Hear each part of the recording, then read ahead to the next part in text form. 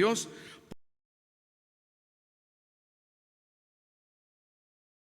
Dios, solicitud produjo en vosotros qué defensa, qué indignación, qué temor, qué ardiente afecto, qué celo y qué vindicación. En todo os habéis mostrado limpios en el asunto. Así que, aunque os escribí, no fue por causa del que cometió el agravio, ni por causa del que lo padeció, sino para que se os hiciese manifiesta nuestra solicitud que tenemos por vosotros delante de Dios. Por esto hemos sido consolados en vuestra consolación. Pero mucho más nos gozamos por el gozo de Tito, que haya sido confortado su espíritu por todos vosotros. Pues si de algo me he gloriado con él respecto de vosotros, no he sido avergonzado, sino que así como en todo os hemos hablado con verdad, también nuestro gloriarnos con Tito resultó verdad. Y su cariño para con vosotros es aún más abundante cuando se acuerda de la obediencia de todos vosotros, de cómo lo recibisteis con temor y temblor. Me gozo de que en todo tengo confianza en vosotros. Vamos a orar. Padre, te damos nuevamente gracias por tu palabra. Bendice la lectura de tu palabra y la explicación de qué fue lo que Pablo estaba tratando de llevar y darnos a entender a través de esta carta a la iglesia de Corinto y también a nosotros. Te pedimos que bendigas, Espíritu Santo, llénanos de tu poder y ayúdanos, Señor, a seguir adelante para ti, buscando el tener este producto que existe por causa del arrepentimiento genuino. Te lo pedimos en Cristo Jesús. Amén. Muy bien, pueden tomar asiento y vamos a centrarnos en 2 Corintios capítulo 7 versículo 11 y vamos a ver los efectos de un arrepentimiento genuino.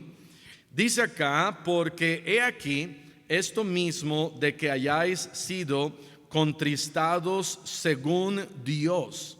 ¿Podemos nosotros ser contristados según Dios o podemos nosotros ser contristados según la carne, según el mundo, no teniendo un contristamiento genuino de corazón? Y Pablo menciona: he aquí esto mismo de que hayáis sido contristados según Dios. Y después de esto, Pablo comienza a describir una serie de 7 cosas que es el producto del arrepentimiento y las acciones que tomaron los hermanos de la iglesia allá en Corinto. De tal manera que 1 Corintios 5, cuando Pablo está diciendo: hey, se oyen en la iglesia cosas que ni aún se oyen entre los gentiles, y Pablo empieza a exhortar y a decir: esto no debe de ser. Ahora Pablo está hablando aquí y él está diciendo: cuando mandé esa carta, hubo ciertas cosas que ustedes hicieron. Vimos en el versículo 8 que Pablo se lamentó o le dolió un poquito haber escrito esa carta, pero después dice: finalmente me alegro de que escribí esa carta. Después en el versículo 9 dice: ustedes fueron contristados para arrepentimiento. Pablo está diciendo: la carta tuvo efecto, ustedes se arrepintieron. Y lo que Dios busca en nosotros es un genuino arrepentimiento. Una exhortación bíblica va a traer un arrepentimiento genuino. Y también mencionamos acerca de cómo nosotros y la manera que nosotros tomamos la exhortación es la manera como Dios nos va a usar. Pero ya llegando al versículo 11, no solamente el efecto de la exhortación y el contristamiento en su parte de ellos trajo un arrepentimiento, sino trae otras cosas en donde Pablo las empieza a mencionar y uno dice: bueno, ¿de qué está hablando Pablo? Está hablando Pablo porque dice: qué celo, y luego dice: qué vindicación, y luego dice: qué miedo o temor, y entonces usa algunas palabras que uno trata de decir de qué está hablando Pablo. Cuando, por ejemplo, si yo visito alguna familia y ustedes me invitan a comer semitas, amén, y comemos semitas, y después aquí en la iglesia los veo a ustedes y les digo, ¿qué comida? ¿Qué comida? Y entonces ustedes van a saber de qué comida estoy hablando, aunque yo simplemente estoy diciendo qué comida. ¿Por qué? Por el tiempo que pasamos juntos y por lo que sabemos que pasó. Entonces Pablo, las palabras que usa aquí, más o menos son palabras que Pablo está diciendo: vi varias cosas a causa de la primera carta, a causa del arrepentimiento de ustedes, y comienza con esto: ¿qué solicitud produjo en vosotros? ¿Qué solicitud? Nuevamente esta palabra solicitud, y vamos a ver la palabra que es en griego, para de ahí tomar y decir, ok, ¿qué era lo que realmente Pablo estaba tratando de decir? Esta palabra, ¿qué solicitud?, es la palabra griega espoude, y es una palabra que significa dispuestos, solicitud, cuidado, atención. Como cuando alguien llega a casa y uno atiende bien a esa persona, lo trata con cariño, lo trata con cuidado. Hay un versículo en Hechos capítulo 17, vamos a verlo, y aunque este versículo aquí no usa la misma palabra griega, es un versículo que nos muestra de cómo esta iglesia en Berea tenía cierta solicitud. De hecho, esta palabra solicitud en griego es la palabra prontitud, que es muy similar. Y entonces Hechos 17:10 dice: inmediatamente los hermanos enviaron de noche a Pablo y a Silas hasta Berea, y ellos, habiendo llegado, entraron en la sinagoga de los judíos, y estos eran más nobles de los que estaban en Tesalónica. Qué interesante. ¿Sabías, hermano, que una región define mucho cómo la palabra de Dios es aceptada entre una región y otra?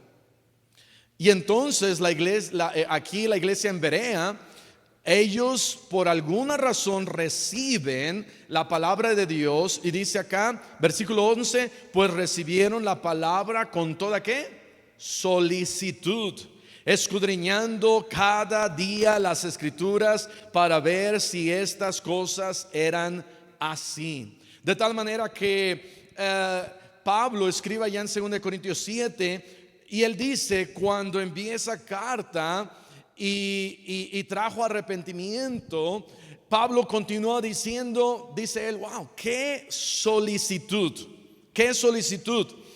Pablo está diciendo, ustedes de alguna manera estuvieron dispuestos a hacer algo al respecto. Ustedes estuvieron solícitos, estuvieron dispuestos, tuvieron el cuidado de hacer lo que tenían que hacer. Luego continuamos, dice versículo 11, regresando, manténgase ahí en 2 Corintios 7:11, porque luego dice, ¿qué defensa? Esta palabra defensa es una palabra que empieza con la letra A en el griego, es la palabra apología. Esa es la palabra aquí que se usa.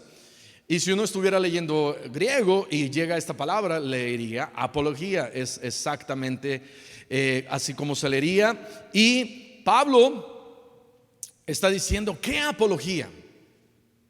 Y entonces es aquí cuando nosotros nos quedamos, ¿por qué Pablo está diciendo qué defensa? Y es una de estas palabras que si no estamos entre la plática y no sabemos el trasfondo de la plática, diríamos, ¿será que ellos se defendieron y no querían aceptar culpabilidad? ¿Será que ellos ¿Será que ellos no quisieron aceptar la falta y dijeron, no, nosotros no cometimos eso? No quiere decir que también que la iglesia se disculpó con Pablo y le dijo a Pablo, ay Pablo, porque apología también quiere decir no solamente defensa, pero quiere decir defensa ante un tribunal o ante un juicio, el saber bien dar una explicación, una defensa. Y no quiere decir que quien cometió la falta simplemente se defendió, se disculpó y Pablo está diciendo, wow, qué defensa. Sino que lo que Pablo estaba tratando de decir es que la iglesia presentó pruebas suficientes, ya sea para culpar al que cometió la falta o para explicar a Tito qué fue lo que sucedió. Simplemente los hechos, sin drama. ¿Cómo ayuda cuando viene alguien y dice, hey, aquí está la falta que ustedes cometieron?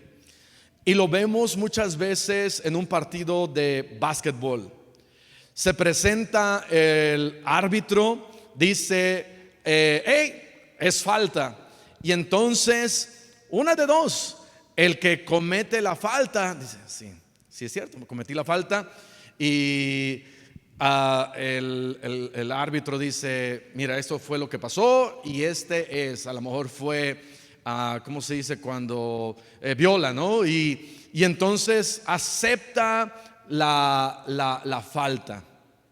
Pero puede suceder otra cosa, que él dice, no, porque yo no hice eso, yo no caminé así. Y entonces ya empezamos a entrar en un drama, en algo más de lo que Pablo quería llegar. Y Pablo no escribe y dice, wow, ustedes les escribí.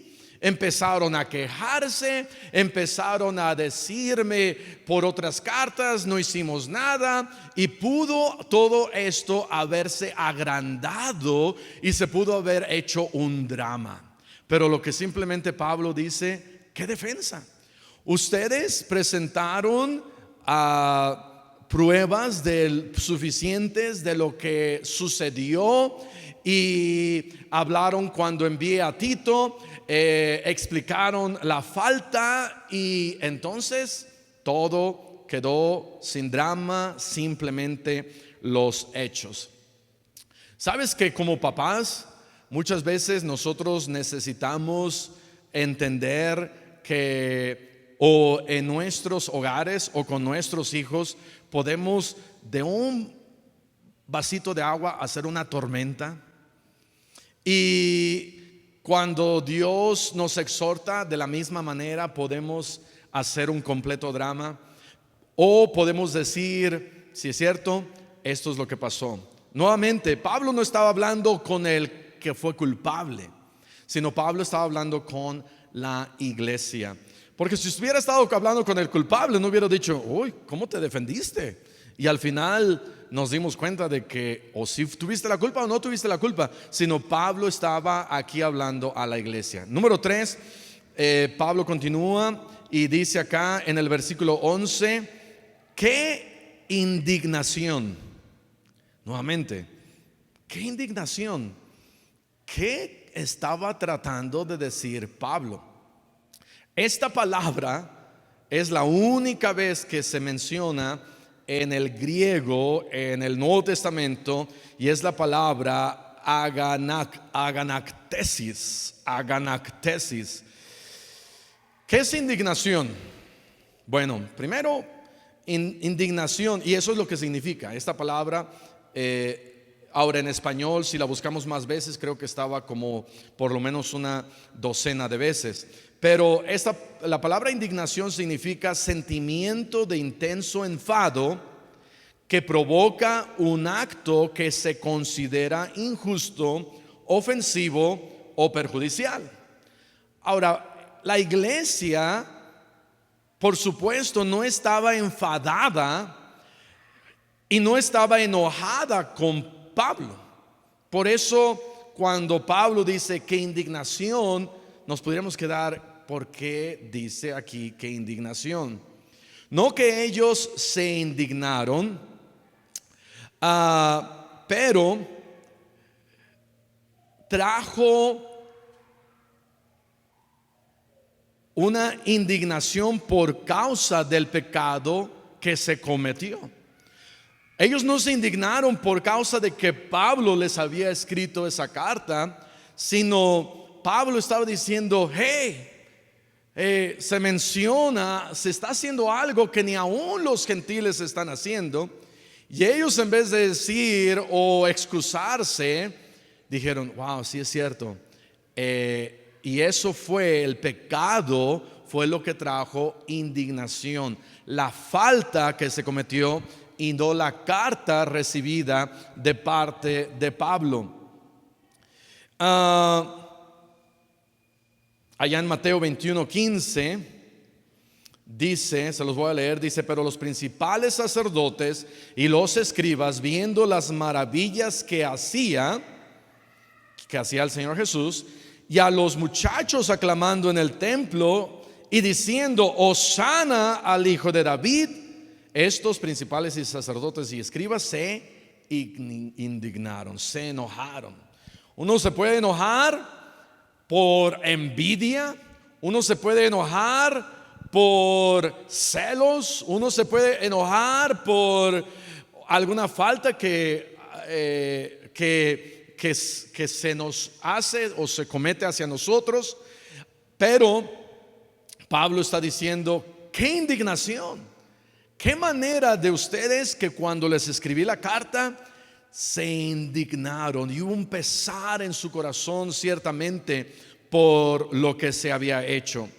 Siguiente palabra aquí en 2 Corintios capítulo 7 versículo 11 dice, qué temor. Comienza Pablo diciendo, qué solicitud, qué defensa, qué indignación, qué temor. Nuevamente, esta palabra temor es la palabra phobos o fobia, y significa eso, temor, miedo. No que ellos temían a Pablo, sino que lo que sucedió trajo a ellos temor. El pecado no solamente trajo indignación, sino trajo temor, un temor hacia Dios, un temor a las consecuencias del pecado. Y creo que hace un poquito falta de más temor entre nosotros. Vean lo que dice Hechos 5:10. Está hablando aquí el pasaje de Ananías y Zafira. Y Hechos 5:10 dice que al instante Zafira cayó a los pies de él y expiró. No que la tarjeta expiró o el pasaporte, sino ella murió. Y cuando entraron los jóvenes la hallaron muerta y la sacaron y la sepultaron junto a su marido, y vino gran ¿qué? Temor sobre toda la iglesia. Vino temor por no solamente por causa del pecado, pero vieron las consecuencias del pecado. No nos debemos nosotros de esperar a las consecuencias del pecado. Muchas veces como cristianos y quizás aún como jóvenes nos sentimos, es una palabra con la letra I, invencibles. Nos sentimos que nunca nos va a pasar, nunca nos van a cachar, nunca puedo salirme con la mía. Y es esa falta de temor. Dice la Biblia, en mi corazón he guardado tus dichos para no pecar contra ti.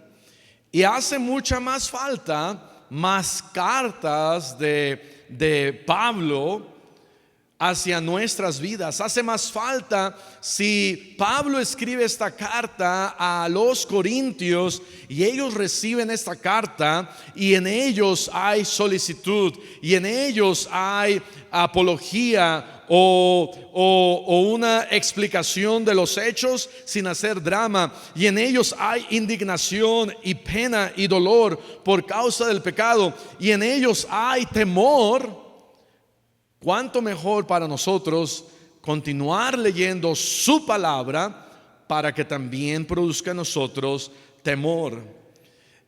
Podríamos quizás nosotros decir en la vida de algunos: no hay temor en esta persona. Pero es muy fácil apuntar y decir: en aquel no hay temor, o aquel lo necesita porque yo sé el pecado que aquel lleva o aquel tiene. Pero ¿qué de nuestro pecado? ¿Qué de nuestra vida? Pudiera Dios decir: qué temor hay en ti. Siguiente palabra entonces es 2 Corintios 7 versículo 11. Qué ardiente afecto, qué ardiente afecto. Esta palabra griega la mencionamos en el versículo 7. Versículo 7 dice, versículo 6: pero Dios, que consuela a los humildes, nos consoló con la venida de Tito, cuando él regresó, y no solo con su venida, sino también con la consolación que él había sido consolado en cuanto a vosotros, haciéndonos saber vuestro ¿qué? Gran afecto. Esta palabra gran afecto es la misma palabra que hay aquí, ardiente afecto, que es la palabra epipotesis. Y Pablo está simplemente diciendo, y solamente se encuentra 2 veces en la Biblia, y Pablo está diciendo a través de esto que ciertamente cuando Tito trae las nuevas a él aprende de el gran cariño, el gran afecto que la iglesia tiene por él. Por eso dice ahí vuestro gran afecto. En el versículo 11 dice vuestro ardiente afecto. La carta que yo mandé, la exhortación, trajo en ustedes un gran afecto, no odio, un ardiente afecto. No hubo en ellos diciendo: pues ¿quién se cree él? ¿Quién se cree él para que nos diga? Y es ahí cuando muchas veces tenemos una mala actitud. Cuando nosotros tenemos una mala actitud al momento de ser exhortados bíblicamente, el resultado de este arrepentimiento y esta tristeza debe de producir un gran afecto. Cuando alguien nos exhorta bíblicamente, lo que debería traer a nuestras vidas es un cariño y amor más grande por la persona que nos está jalando las orejas. Y a veces en el momento no nos gusta, y a veces en el momento nos pudiéramos sentir un poquito mal, incómodos, porque a nadie le gusta que le diga: hey, tú hiciste esto y esto está mal. ¿A cuánto les gusta que le digan: estás mal, no estás haciendo bien? ¿A quién aquí le han dicho estás mal? ¿Alguien lo han exhortado así? ¿A quién le han dicho estás mal? ¿Y cómo te has sentido? No se siente bien. En mi último año en el instituto, el pastor me dijo: estás mal, te voy a expulsar. Y le dije: pero pastor, usted va a terminar con mi vida y mi ministerio, usted va a ser el culpable. ¿Se acuerdan de Saúl? Cuando Saúl fue exhortado y Samuel le dice: locamente has hecho. Y Saúl dice ahí, la Biblia dice que reconoce Saúl y dice: sí, perdóname. Dice: pero oye, ¿podrías acompañarme en frente del pueblo y decirles que pues no estoy tan mal? ¿Por qué? Porque Saúl no le gustaba ser reprendido. Cuando estaba él persiguiendo a David y algunos de sus hombres sabían que David había ido a Gog, a una ciudad, y y después les dice: ustedes están contra mí y ustedes solamente quieren, ¿verdad?, mi ruina. Porque Saúl no iba a ver en él un cariño, no iba a haber un cariño hacia David, no iba a haber un cariño hacia Samuel, no tomaba bien la reprensión y la exhortación, y finalmente Dios le dijo: ¿sabes qué? Hazte un lado y voy a poner a David. Pero a nadie nos gusta que nos reprendan, a nadie nos gusta ser exhortados, a nadie nos gusta que se nos diga: estás mal. Pero cuando se nos dice: hey, hermano, hermana, está mal, creo que lo mejor es, el pastor Viñer decía: para eso Dios nos dio 2 oídos o 2 orejitas y una boca, para escuchar el doble de lo que hablamos. Muy bien, siguiente, celo. Ya estamos acabando, hermanos. Celo. Dice acá, 2 Corintios 7, dice que ardiente afecto, hablando acerca del cariño y el amor y el afecto que ellos ahora tenían por Pablo. Y luego dice: ¿qué celo? Ahora estamos viendo un poquito de cosas un poquito más positivas. ¿Qué celo? Y no está hablando acerca de celos, aunque la palabra griega aquí es la palabra celos o celos. Y de lo que está diciendo aquí es esa palabra, celo. ¿Qué es celo? Celo es cuidado, diligencia e interés con que una persona lleva a cabo sus deberes o lo que tiene a su cargo. Celo también es un interés ardiente y activo por una causa, especialmente para la gloria de Dios y el bien de las almas. Y esto, un diccionario simple dice esto: interés ardiente por una causa o aún una persona, especialmente para la gloria de Dios y el bien de las almas. De tal manera que el celo bíblico es cuando uno está en fuego por Dios. Arrepentimiento genuino debe de producir un fuego por Dios. Por eso Pablo dice: ¿qué es celo? ¿Qué es celo? ¿En dónde ha quedado nuestro celo por la obra de Dios? ¿En dónde están los que estaban en fuego por la obra de Dios hace 1 año, hace 2 años, hace 3 años? ¿En dónde van a estar? ¿O en dónde vas a estar tú, hermano, en 3 años, en 5 años, en 10 años? No siempre me pongo a pensar, digo: ¿dónde va a estar Santiago en 2, 3 años? ¿Dónde va a estar Santiago en 20 años? Con 20 hijos. No, pero de vez en cuando uno piensa: wow, ese hermano está en fuego por Dios, y espero, Dios mediante, que en 10, 15, 20 años siga aquí. Pero a veces vemos otros y dicen: Señor, ayuda a ese hermano, ayuda a esa hermana. Mira, Señor, está pasando por tiempos difíciles, y Señor, que no deje las cosas de Dios. Está colgando de un hilito, y una cosita más lo va a sacar de las cosas de Dios. Cuando hace unos meses estaba en fuego por Dios, en la iglesia donde crecí en Iguala Guerrero, había un hermano que le decíamos el cometa Halley, porque cuando venía a la iglesia cada 7 años venía con un fuego, con un ímpetu. Yo salía a ganar almas con él, y wow, yo quería ser salvo cada vez que él ganaba a alguien para Cristo. Él fue de quien yo oí la frase: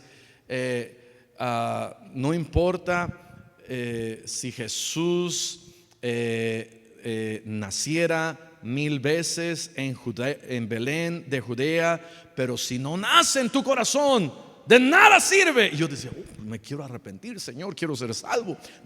Nace en mi corazón. Pero después Y ya después, nada, andaba ya en el mundo. Pero ya después de 7 años, otra vez regresaba y era un tremendo predicador, ganador de almas. Y después se desinflaba. ¿Cómo está tu celo por Dios, tu fuego por Dios? ¿Eres un cristiano cometa Halley?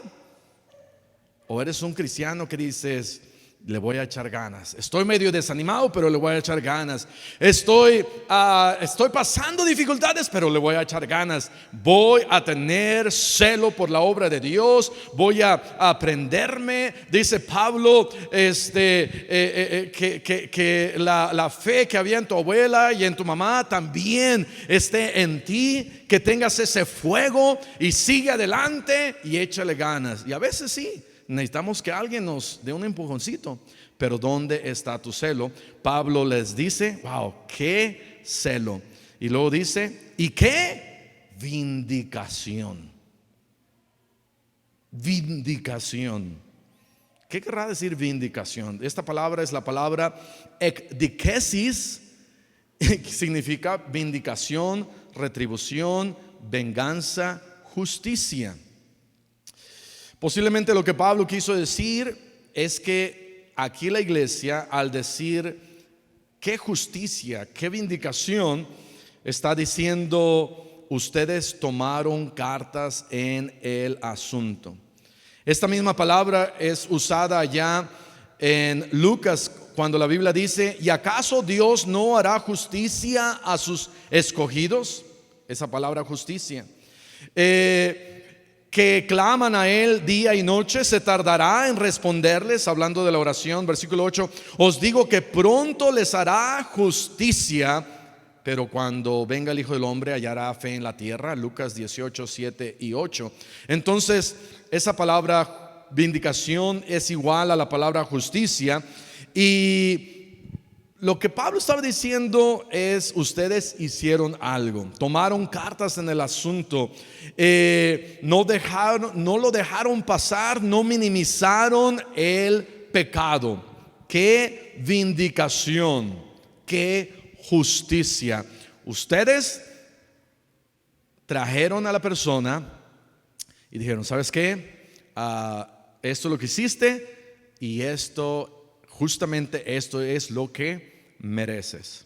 Como papás, muchas veces somos muy permisivos. La iglesia de Corinto la conocemos como una iglesia carnal. ¿Pero por qué la conocemos como una iglesia carnal? Porque hacían ciertas cosas que no estaban bien. Dejaban, ¿verdad? Había algunos hermanos que estaban haciendo algo y entonces Pablo les escribe y ellos toman cartas en el asunto y luego les dice, hey, en cuanto a la cena del Señor, ustedes no lo están haciendo bien. Y entonces otra vez ellos empiezan a escuchar. Y qué bendición que hubo este tipo de vindicación o el lugar en donde esta iglesia dijo, ok, estás haciendo mal, te vamos a jalar las orejas, vamos a hacer justicia, vamos a asegurarnos que esto no quede ahí nada más, cerrar nuestros ojos. Y otra vez, como papás, a veces no actuamos bien, a veces somos permisivos. Primera de Samuel 3:11 dice, Primera de Samuel 3:11, y Jehová dijo a Samuel, he aquí haré yo una cosa en Israel, que a quien la oyere le retiñerán ambos oídos. Aquel día yo cumpliré contra Elí todas las cosas que he dicho sobre su casa, desde el principio hasta el fin, y le mostraré que yo juzgaré su casa para siempre por la iniquidad que él sabe, porque sus hijos han blasfemado a Dios. ¿Y qué dice? Y él no los ha estorbado. Con Elí no hubo una gran vindicación. Con Elí, él no fue con sus hijos y él no les dijo, hey, ¿saben qué? Dios me ha estado hablando y ustedes están haciendo mal, los voy a estorbar. Eso es vindicación, justicia. Hacer lo que la Biblia dice, aun cuando a veces no queremos. Pero no lo hizo, no los estorbó. Y Dios juzgó a sus hijos y Dios juzgó a Elí. Y entonces, regresando ya, 2 Corintios 7:11 dice, qué vindicación. Y dice, en todo os habéis mostrado limpios en el asunto. Wow. Les estaba aplaudiendo. Pablo estaba diciendo, qué solicitud, qué defensa, qué indignación, qué temor, qué ardiente afecto, qué celo, qué vindicación. Mis felicitaciones. Ustedes han quedado limpios en el asunto.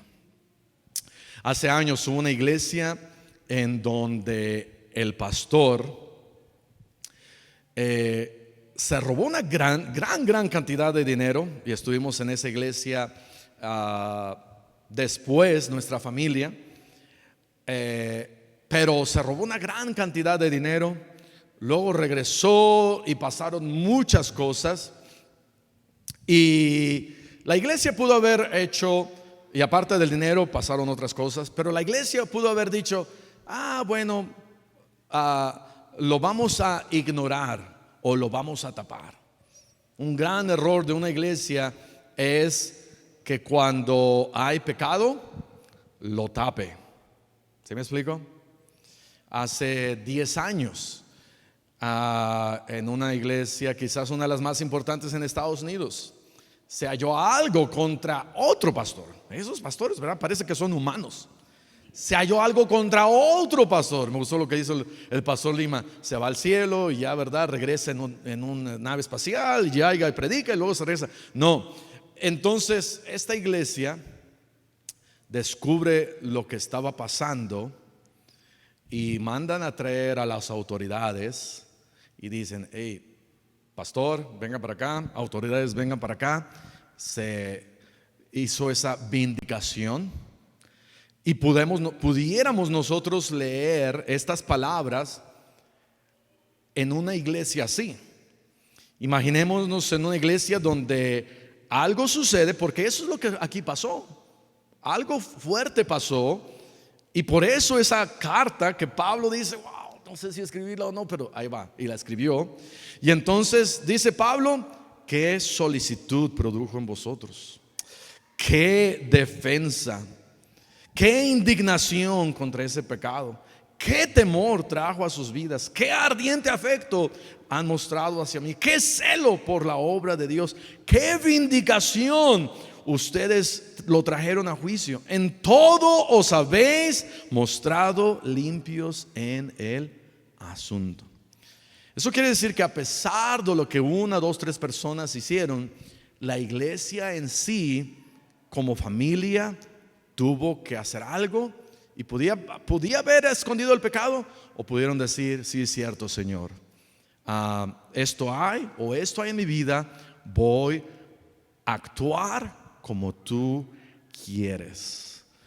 Pudiera Dios decir, mira, te he escrito todas estas cosas, y aunque pecaste contra mí, te has mostrado limpio en el asunto. No porque no haya estado bien lo que hayamos hecho, pero al final dice Job, me probará, saldré como el oro, me va a exhortar cómo voy a salir. Que Dios nos ayude para tomar cartas en el asunto. Y hasta ahí vamos a dejar. No vamos a poder terminar todo lo demás. Léalo, y es un complemento a lo que Pablo escribe ahí en el capítulo 7. Vamos a cerrar nuestros ojos.